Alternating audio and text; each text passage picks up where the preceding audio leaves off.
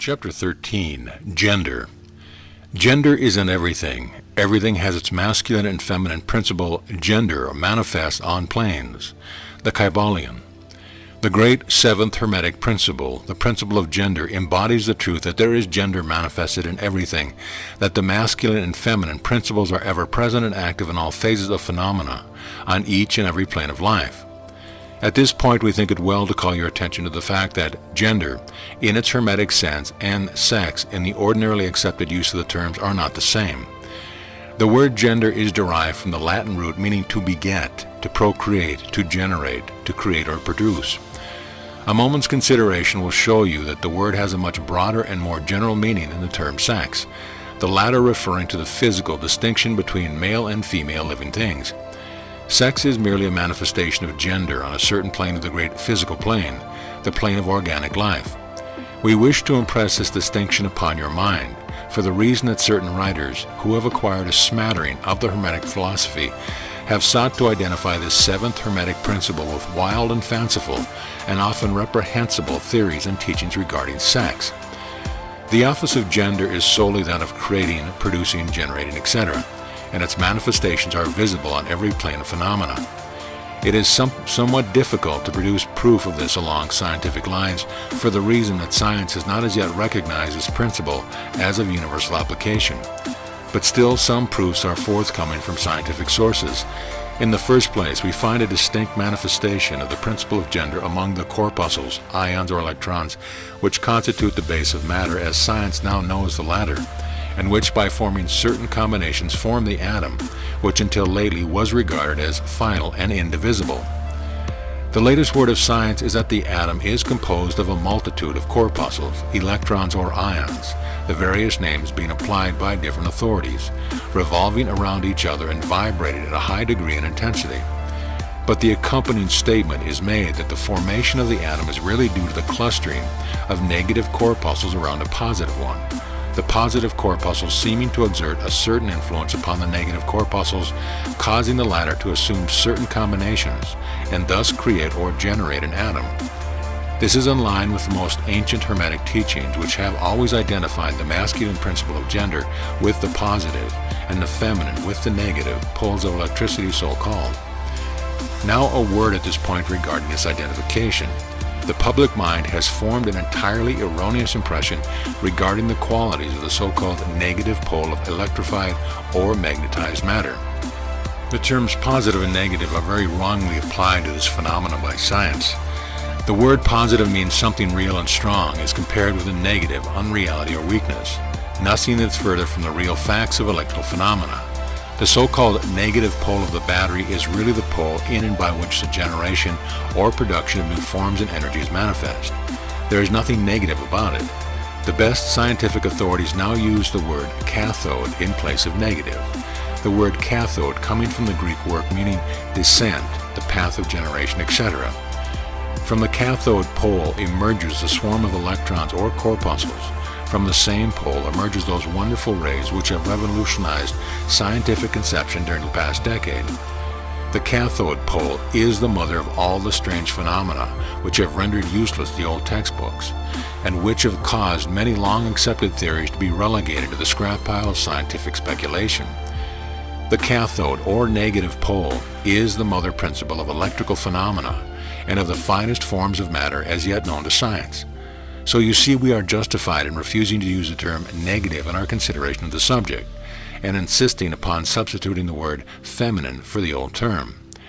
The facts of the case bear us out in this without taking the Hermetic teaching into consideration, and so we shall use the word feminine in the place of negative in speaking of that pole of activity. The latest scientific teachings are that the creative corpuscles or electrons are feminine. Science says they are composed of negative electricity. We say they are composed of feminine energy. A feminine corpuscle becomes detached from, or rather leaves, a masculine corpuscle and starts on a new career. It actively seeks a union with a masculine corpuscle, being urged thereto by the natural impulses to create new forms of matter or energy. One writer goes so far as to use the term, it at once seeks of its own volition of union. This detachment and uniting form the basis of the greater part of the activities of the chemical world. When the feminine corpuscle unites with the masculine corpuscle, a certain process is begun. The feminine particles vibrate rapidly under the influence of the masculine energy and circle rapidly around the latter. The result is the birth of a new atom. This new atom is really composed of a union of the masculine and feminine electrons or corpuscles. But when the union is formed, the atom is a separate thing, having certain properties, but no longer manifesting the property of free electricity. The process of detachment or separation of the feminine electrons is called ionization. These electrons or corpuscles are the most active workers in nature's field. Arising from their unions or combinations, manifest the varied phenomena of light, heat, electricity, magnetism, attraction, repulsion, chemical affinity, and the reverse, and similar phenomena. And all these arises from the operation of the principle of gender on the plane of energy. The part of the masculine principle seems to be that of directing a certain inherent energy toward the feminine principle, and thus starting into activity the creative process. But the feminine principle is the one always doing the active creative work, and this is so on all the planes. And yet each principle is incapable of operative energy without the assistance of the other. In some of the forms of life, the two principles are combined into one organism. For that matter, everything in the organic world manifests both genders. There is always the masculine present in the feminine form, and the feminine form. The Hermetic teachings include much regarding the operation of the two principles of gender in the production and manifestation of various forms of energy, etc. But we do not deem it expedient to go into detail regarding the same at this point, because we are unable to back up the same with scientific proof, for the reason that science has not as yet progressed thus far. But the example we have given you of the phenomena of the electrons of corpuscles will show you that science is on the right path, and will also give you a general idea of the underlying principle. Some leading scientific investigators have announced their belief that in the formation of crystals there was to be found something that corresponds to sex activity, which is another straw showing the direction that scientific winds are blowing. And each year will bring other facts to corroborate the correctness of the Hermetic principle of gender. It will be found that gender is in a constant operation and manifestation in the field of inorganic matter, and in the field of energy or force. Electricity is now generally regarded as the something into which all other forms of energy seem to melt or dissolve. The electrical theory of the universe is the latest scientific doctrine and is growing rapidly in popularity and general acceptance.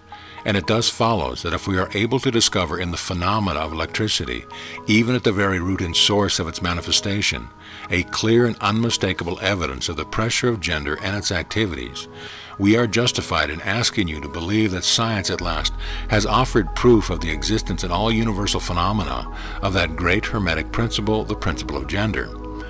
It is not necessary to take up your time with the well-known phenomena of the attraction and repulsion of the atoms, chemical affinity, the loves and hates of the atomic particles, the attraction or cohesion between the molecules of matter.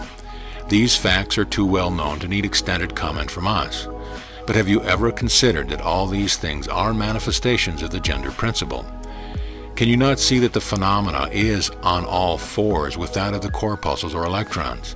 And more than this, can you not see the reasonableness of the Hermetic teachings which assert that the very law of gravitation, that strange attraction by reason of which all particles and bodies of matter in the universe tend toward each other, is but another manifestation of the principle of gender, which operates in the direction of attracting the masculine to the feminine energies and vice versa? We cannot offer you scientific proof of this at this time, but examine the phenomena in the light of the Hermetic teaching on the subject, and see if you have not a better working hypothesis than any offered by physical science. Submit all physical phenomena to the test, and you will discern the principle of gender even in evidence. Let us now pass on to the consideration of the operation of the principle on the mental plane. Many interesting features are there awaiting examination. End of lesson.